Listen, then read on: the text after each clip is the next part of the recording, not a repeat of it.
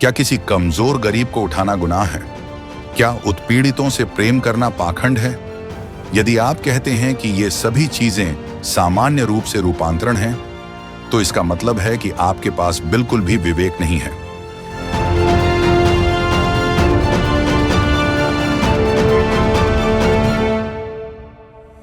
केरल की ननों पर छत्तीसगढ़ में हमला।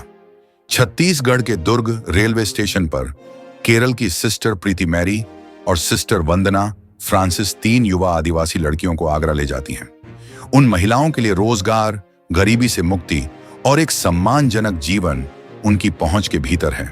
यदि केवल वह यात्रा हुई होती, हाँ, हाथ में हाथ, उनके पास हाथ में हाथ नहीं है। बाधा ज्योति शर्मा नाम की महिला के रूप में आई। हिंदू चरमपंथी संगठन बजरंग दल का एक सदस्य तुरंत वहां आया और 2 बहनों और 3 युवतियों को अनुचित शब्दों से धमकाया। उसने बलपूर्वक उनका सामान छीन लिया और हिंसा पर उतर आया। हालांकि आदिवासी महिलाओं ने बताया कि वे सिर्फ काम के लिए ननों के साथ जा रही थीं। दस्तावेज देखने की बात कहने वाली ज्योति शर्मा की अराजकता का वीडियो अब भी इंटरनेट पर वायरल हो रहा है। हमारा सवाल है, ये ज्योति शर्मा कौन है? उसे यह शक्ति किसने दी? उस समय जिस पुलिस को सांप की तरह पटकना पड़ा था, वह क्यों थी? क्या यही लोकतंत्र है? ज्योति शर्माविन की धमकी पर रेलवे पुलिस ने एफआईआर दर्ज कर ली है। क्या है आरोप? मानव तस्करी और धर्म परिवर्तन। आज भारत में कई अधिकारी और राजनीतिक हस्तियां हैं। ईसाई स्कूलों और कॉलेजों में ही उन्होंने पढ़ाई की और आगे बढ़े। उन्होंने कौन सा धर्म परिवर्तन किया? नहीं मजबूर? जब कई ईसाई पश्चिमी देशों में हिंदू सभी सुख सुविधाओं के साथ सुरक्षित रह रहे हैं, तो भारत केवल ईसाई लोगों को ही खतरा क्यों देता है? हम चिंतन के क्षण में हैं। क्या आप जानते हैं कि उन 2 प्यारी बहनों को इस झूठे आरोप के लिए क्या सहना पड़ा? 8 दिन जेल में और जमानत नामंजूर।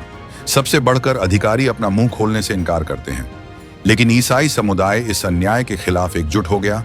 दिल्ली से कोच्चि तक हजारों कैथोलिक ईसाइयों सहित सभाओं ने विरोध प्रदर्शन किया, शांतिपूर्ण ढंग से व्यक्त किया।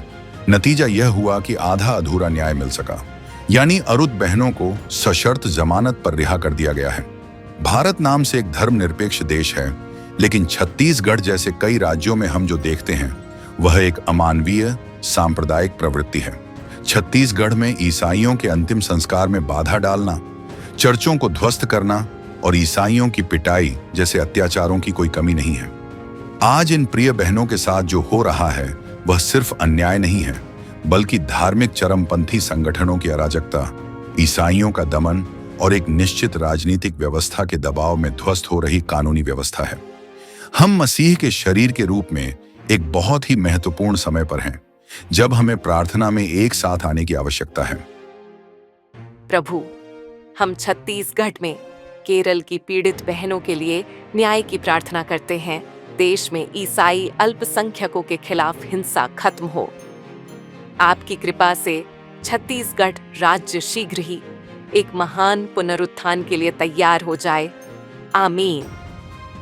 हम इसे रे ऑफ होप क्यों कहते हैं? क्योंकि हमारा मानना है कि प्रार्थना इस अंधेरी दुनिया में आशा की किरण है। Download the Arc Connect app now